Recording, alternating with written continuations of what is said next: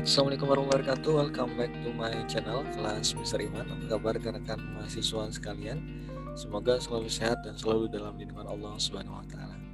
Baik, berjumpa lagi dengan kuliah ekonomi mikro ya. Nah, kali ini di episode pertama kita akan mengkaji atau membahas mengenai pengantar di teori ekonomi mikro ya. Apa itu ekonomi mikro, apa bedanya dengan ekonomi makro, apa yang jadi bahas gitu ya. Nah, baik rekan-rekan sekalian, sebelumnya kita mikro ya, namanya mikro berarti kecil ya, kalau makro besar ya. Secara empiris berarti kita akan bahas gambaran mengenai ekonomi secara mikro. Baik. Nah, kita tahu ya sebagai bapak ilmu ekonomi itu Adam Smith ya, bagaimana dia mengatakan bahwa kebutuhan manusia itu tidak terbatas, namun ya sumber daya alam yang ada itu terbatas atau barang yang dihasilkan itu terbatas ya. Nah, ilmu ekonomi itu berkembang sejak mula tahun 1776 ya, di mana Adam Smith dalam bukunya An Inquiry into the Nature and Cause of the Wealth of Nations ya, bagaimana mereka kesejahteraan di sebuah negara atau di bangsa ya. Jadi gambarannya bagaimana cara menyeimbangkan antara keinginan atau kebutuhan manusia terhadap persediaan sumber daya yang ada untuk memenuhi kebutuhan tersebut. Nah, kita masuk ke penelitian ilmu ekonomi dulu ya sebelum kita masuk ke mikro ya. Nah, yang pertama ya, ilmu ekonomi pelajari tentang usaha-usaha manusia dalam memenuhi kebutuhannya yang didasarkan pada kondisi yang pertama, kebutuhan manusia yang banyak tadi ya, tidak terbatas, dan sumber daya sebagai alat pemuas kebutuhan sifatnya terbatas. Yang jadi di sini bagaimana menyeimbangkan ya antara kebutuhan manusia yang banyak itu dengan sumber daya yang ada. Maka lahirlah yang namanya ilmu ekonomi ya. Yang bagaimana ilmu yang pelajari tentang usaha-usaha manusia dalam memenuhi kebutuhannya. Tadi ya, karena sumber dayanya itu terbatas dengan kebutuhan sangat banyak, bagaimana nih usaha-usaha untuk memenuhi kebutuhan kita. Nah, gitu ya.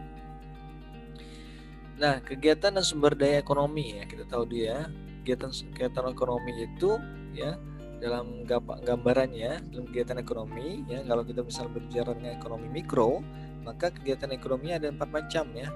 Kegiatan pokok ekonominya atau ekonomi pokoknya atau aktivitas ekonominya. Yang pertama ada kegiatan konsumsi ya. Konsumsi itu apa? Ya, menghabiskan sumber daya tadi ya, baik itu jasa maupun barang atau maupun misalnya kebutuhan segala macam ya, makanan dan sebagainya. Produksi berarti proses untuk menciptakan atau membuat ya barang tersebut, dan distribusi bagaimana dia untuk mendistribusikan atau menyebarkan ya, menyebarluaskan seperti itu ya. Kemudian namanya investasi, bagaimana menanamkan modal untuk proses produksi tadi gitu ya, menjalani produksi. Jadi ada 4 macam kegiatan pokok ekonomi. Pertama konsumsi, produksi, distribusi, dan investasi. Nah, kalau kita lihat di sini ya, sumber daya ekonomi. Sumber daya ekonomi atau apa aja Pak? Ya, namanya sumber daya itu kan namanya apa sih? Sumber daya berarti input ya, faktor-faktor input atau masukan atau yang digunakan untuk memperoleh hasil gitu ya. Nah, dalam proses produksi ada yang namanya sumber daya atau input ya, faktor-faktor yang digunakan untuk mendukung dalam proses produksi. Yang pertama ada namanya sumber daya alam. Contoh sumber daya alam apa? Tanah, cadangan mineral dan lain sebagainya ya. Misalnya tambang dan sebagainya. Sumber daya manusia gimana Pak? Nah, sumber manusia contohnya tenaga kerja dan entrepreneurship apa Pak? Ya, kemampuan dalam kemampuan untuk berwirausahanya ya. Nah, kemudian sumber daya modal. Ya, modal itu bisa tidak hanya uang, bisa juga peralatan, mesin, bangunan, dan sebagainya ya. Nah, itu juga bentuk uang, tapi juga nanti uangnya digunakan untuk membeli sumber daya modal tersebut ya. Kemudian teknologi ya, teknologi juga sebagai input atau faktor-faktor pendukung dalam proses produksi ya. Bagaimana kalau misalnya teknologi rendah biasanya harganya juga rendah, tapi kalau teknologinya tinggi bisa menghasilkan barang yang bagus dan juga harga yang berkualitas dan harga yang tinggi. Kemudian keahlian kewirausahaan, bagaimana keahlian seseorang untuk menciptakan atau membuat menciptakan kreativitas untuk menciptakan barang-barang produksi atau menciptakan kreativitas baru dalam proses produksi ya. Nah, baik. Nah, barang itu ada ini ya, yang dihasilkan dalam kegiatan ekonomi itu pertama ada barang dan jasa ya. Nah, jadi dalam artian kalau dalam kegiatan ekonomi produksi misalnya dalam kegiatan produksi tadi ya yang dihasilkan itu ada dua ya. Yang pertama adalah barang dan yang kedua adalah jasa ya. Jasa dan barang ya.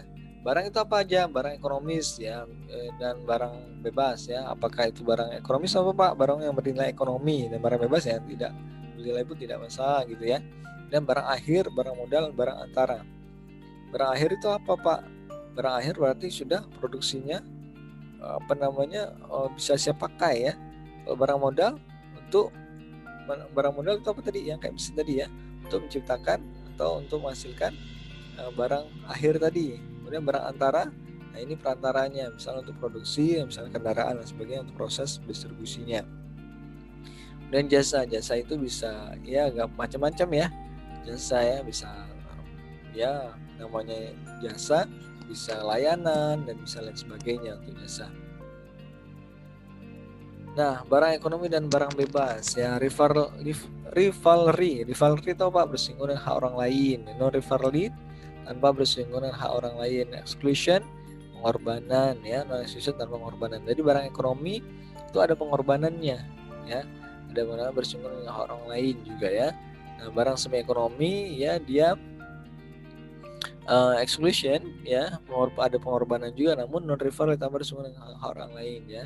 Barang semi bebas, non exclusion, tidak tanpa pengorbanan ya, apapun bisa, tidak perlu pengorbanan, bisa diambil sendiri ya, misalnya ya air dan sebagainya ya, kalau misalnya langsung mampir di alam ya. Kalau barang bebas, non exclusion dan non rivalry, itu ya udara misalnya, bebatuan dan sebagainya ya, itu gambarannya. Nah lanjut. Nah, apa sih manfaat pelajari ilmu ekonomi, Pak? Ya, jadi ini juga merupakan pengantar ilmu ekonomi ya. Pengantar ilmu ekonomi, bagaimana memperbaiki cara berpikir yang membantu dalam mengambil keputusan. Ya, manfaat pelajari ilmu ekonomi pertama adalah memperbaiki nih cara kita berpikir ya, dalam membantu dalam mengambil keputusan. Kira-kira gimana nih? Kita produksi barang nggak? Atau distribusi nggak? Atau konsumsi nggak? Gitu ya. Cara berpikir kita dibantu ya dalam pengambilan keputusan. Ya, membantu memahami masyarakat ya, bagaimana ilmu ekonomi masyarakat, misalnya polanya, misal polanya seperti ini maka yang harus dilakukan ini gitu ya. Kemudian membantu memahami masalah-masalah perekonomian nasional internasional ya, belajar ekonomi bagaimana perekonomian internasional seperti apa, kok kita defisit terus nggak surplus gitu ya. Kemudian bermanfaat dalam membangun diri dan masyarakat, bagaimana ilmu ekonomi dipelajari untuk kita bisa sama-sama membangun diri dan masyarakat agar apa? Agar bisa mensejahterakan dan memenuhi masing-masing kebutuhan yang dibutuhkan. Nah, jenis-jenis analisis ekonomi yaitu pertama ada ekonomi deskriptif, yaitu analisis ekonomi yang menggambarkan keadaan sebenarnya wujud dalam perekonomian ya. Ekonomi deskriptif, analisis ekonomi yang menggambarkan keadaan sebenarnya wujud dalam perekonomian. Jadi menggambarkan keadaan sebenarnya. Dan teori ekonomi adalah pandangan-pandangan yang menggambarkan sifat hubungan yang wujud atau wujud ya dalam kegiatan ekonomi ya, dan ramalan tentang peristiwa yang terjadi apabila suatu keadaan yang akhirnya mengalami perubahan. Jadi itu teori ekonomi ya. Kemudian kalau teori terapan gimana Pak? Nah, biasa disebut teori kebijakan ekonomi, yaitu cabang ilmu ekonomi yang menelaah ya tentang kebijakan yang perlu dilaksanakan untuk mengatasi masalah-masalah ekonomi. Bagaimana bentuk-bentuk kebijakan harus dilaksanakan untuk mengatasi masalah-masalah ekonomi. Misalnya inflasi nih. Bagaimana sih mengatasi inflasi? Terapannya iya berarti harus misalnya apa? Ya, menciptakan lapangan pekerjaan pertama kan, menyebabkan banyak masyarakat peroleh penghasilan, kemudian mampu beli barang enggak, kemudian produksinya semakin banyak, akhirnya barang tidak langka dan tidak terjadi kenaikan dan lain sebagainya. Nah, ini gambaran aja untuk teori ya. Kemudian kita bahas tentang ekonomi mikro. Nah, kita apa itu mikro? Nanti setelahnya ada makro ya. Nah, teori ekonomi mikro ya merupakan alat ya sebagai bagian dari ilmu ekonomi ya, teori ekonomi mikro sebagai bagian dari ilmu ekonomi yang menganalisis bagian-bagian yang dilakukan oleh unit-unit kecil mikro ya. Mikro itu kecil ya. Jadi keseluruhan kegiatan perekonomian. Aspek yang bahas apa aja Pak? Yang pertama, bagaimana dan mengapa satuan-satuan ekonomi membuat keputusan ekonomis tadi ya, produsen, konsumen ya, produksi, distribusi ya, konsumsi ya. Kemudian bagaimana satuan-satuan ekonomi berinteraksi membentuk satuan-satuan yang lebih besar dan terkait dengan pasar dan industri. Interaksi antara penjual dan pembeli, misalnya terbukalah namanya pasar modal, kemudian pasar barang dan sebagainya ya, berinteraksi di situ ya. Nah, yang bahas juga tingkah laku penjual pembeli dalam pasar, misalnya permintaan, bagaimana kok permintaannya banyak sekali, kok permintaan menurun atau penawarannya banyak ya, tingkah laku penjual ya, kok ini pada saat lebaran kok pembelian atau permintaan barang ini kok menaik sekali gitu ya, misalnya seperti itu. Kemudian membahas juga berbagai teknik analisis ekonomi mikro dan terapannya dalam menjelaskan fenomena keseharian. Nah, kesehariannya seperti apa? Oh, ternyata dalam ekonomi mikro atau segini kan ada produsen, konsumen, kemudian ada distributor gitu ya. Bagaimana hubungan antara mereka dalam kehidupan sehari-harinya, penerapannya. Gimana ternyata untuk memperkecil cost ya. Nah, ini yang tadi overall cost nyambung ya. Nah, nanti costnya misalnya produksi, bagaimana untuk memperkecil industri tapi menghasilkan hasil yang sangat luas gitu ya. Bagaimana konsumen bisa membeli dengan harga yang pas dan sebagainya. Gitu. Nah, kalau ekonomi makro gimana? Nah, kalau ekonomi makro ya lebih pada teori ekonomi menganalisis keseluruhan ya kegiatan perekonomian ya, bersifat global dan tidak memperhatikan kegiatan ekonomi yang dilakukan oleh owner kecil dan perekonomian. Kalau makro dia tidak memperhatikan tadi yang produksi, konsumsi, distribusi, investasi masih kalau asing ya. Konsumsi tadi ya, produksi, konsumsi dan distribusi ya. Tapi analisis untuk ekonomi makro ini lebih besar lah atau menyeluruh ya, namanya juga makro ya, luas besar ya.